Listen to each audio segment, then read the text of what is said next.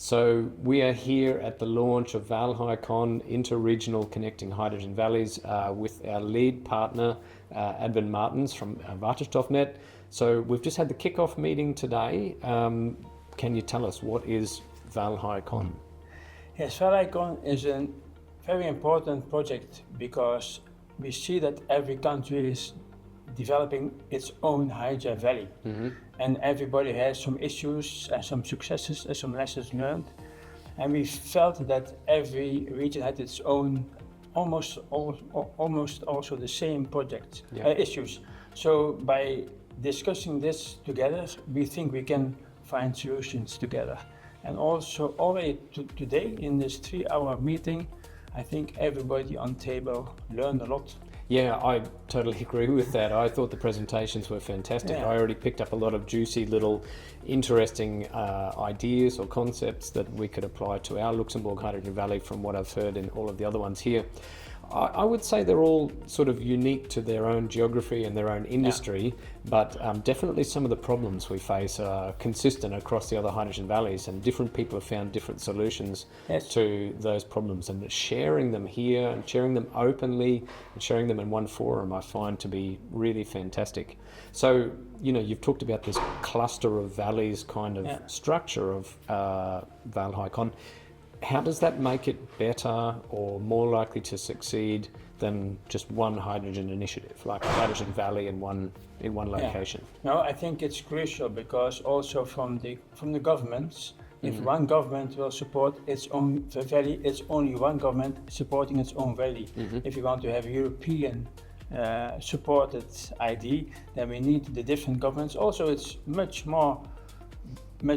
easier for governments or for industries to say yes. Also in other valleys they are working on this. So I think it's by definition the only way to success to cooperate together, all of us.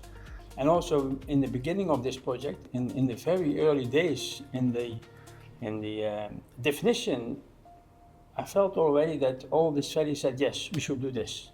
It was not discussing, does it fit in my timeline? I don't think there was any question at all, right? Everyone just said that's such an obviously... In 2 weeks you said, yes, we should do this. It's such an obviously good thing for us to do. So, and also I think we felt that INTERREG, they said, yes, this is a real transnational thing, because the joint undertaking is supporting a lot of those valleys now. Financially, it's very good. Yes. But they are isolated, yes, more or less. Yeah. So in this INTERREG we have just now the combination and only the focus on transnational. Yeah.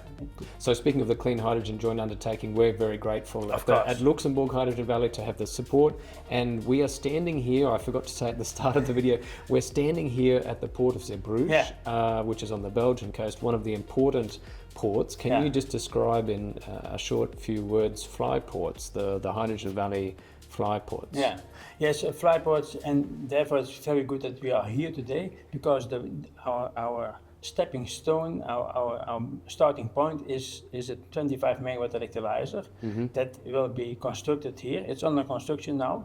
We will visit it together with the whole team tomorrow morning, and this will be the first part where green hydrogen will be produced in Flanders.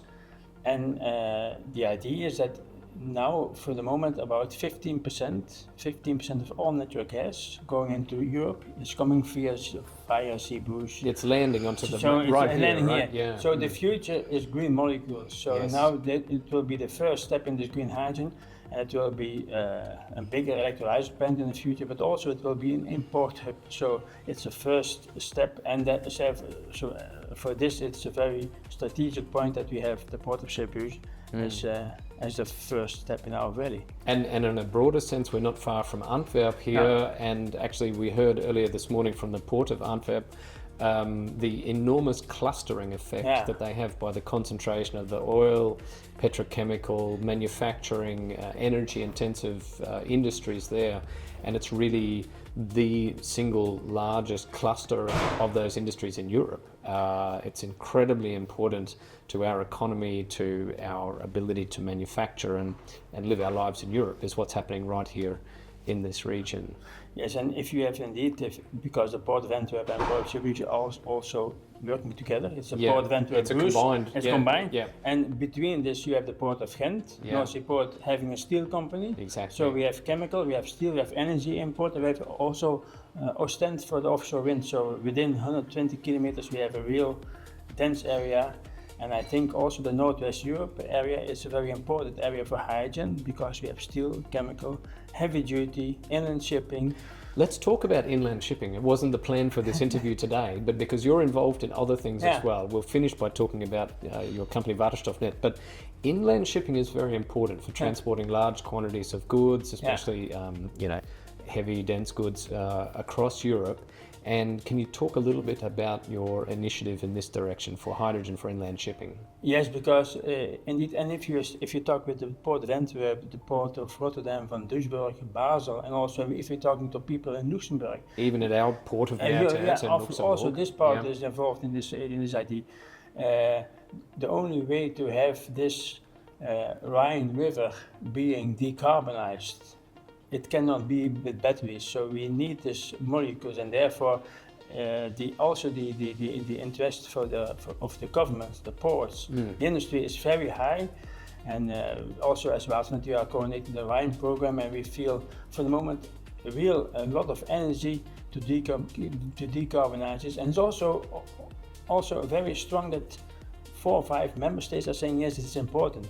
But it's more than just a wish, it's an actual technical concept. So could you take another 20 seconds to explain this? Because I know what the concept is, but can you just explain to our viewers the technical concept? The concept, the basic concept is how to organize the infrastructure for these vessels. Because if every barge has its own vessels and its own infrastructure, it's not going to fly, never. Because there's no commonality, there's no benefits that way. And therefore we are now saying, let's start with a pool of about 15 to 80 containerized containers, standardized containers for the hydrogen on shipping, so that we can have a and these are 20-foot containers. 20-foot container. Yeah. So the standardization is what's key. They're 20-foot containers, so they're exactly the geometry of a 20-foot container. Yeah. And the interface is standardized as well, right? I've seen this. Of course. Yeah. Yes, and also the homologation, everything that will be organized, and therefore in every port area we can have the swapping places, and it can be swapped in Luxembourg or in Duisburg or in Antwerp, and the ships can.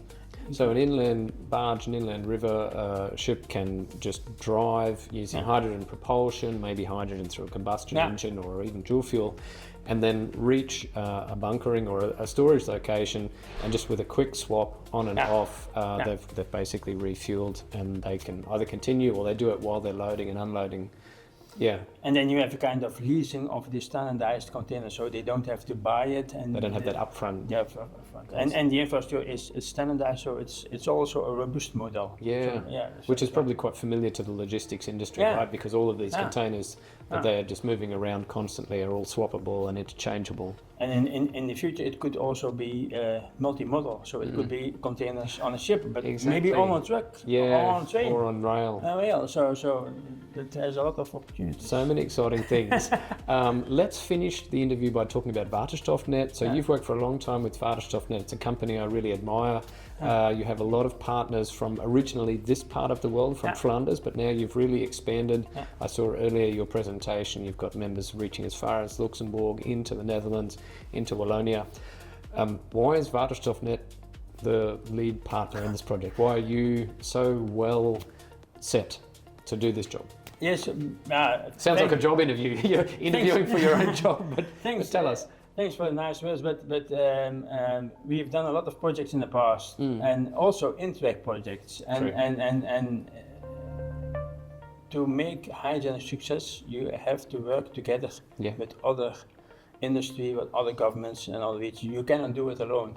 And from our experience, in the beginning we had a lot of isolated projects in our region, and now we said last year, we have to reach out to our neighboring countries, and that was very nice when we had the idea of making But you're doing like INTERREG within the company. You're actually doing these cross-border projects. You have an industry partnership, did you say 150 members, 150 yeah, members yeah. who are also transnational. Yeah. So even your company is almost operating like a large INTERREG project. Yes, but hydrogen will be transnational or it will not be hydrogen. Or it won't work, right? So it's a condition to be successful, and we felt also in this idea that when we connected the different countries and the people, yes, I think the preparation was without 10 days Went something smoothly. Yeah. So I'm really convinced that this Hydrogen Valley project within INTERREG is a very strong added value for Europe. Yeah. So finally, I mean, we already heard in the discussions here today a concept for something else that we could do where several of the hydrogen valleys come together, and I suspect that will happen over and over and over again because we all are working on similar challenges. We all want this to succeed, and there's so much potential for synergy. So I am very optimistic. I'm very pleased to be part of this project. Thank you for inviting us to be part of ValHyCon. Yes. Thanks for leading us, and I look forward to the next couple of years working together. And thanks for your mostly interesting contribution to this project. I'm looking forward to this. My pleasure. Yes. Thanks. Thank you.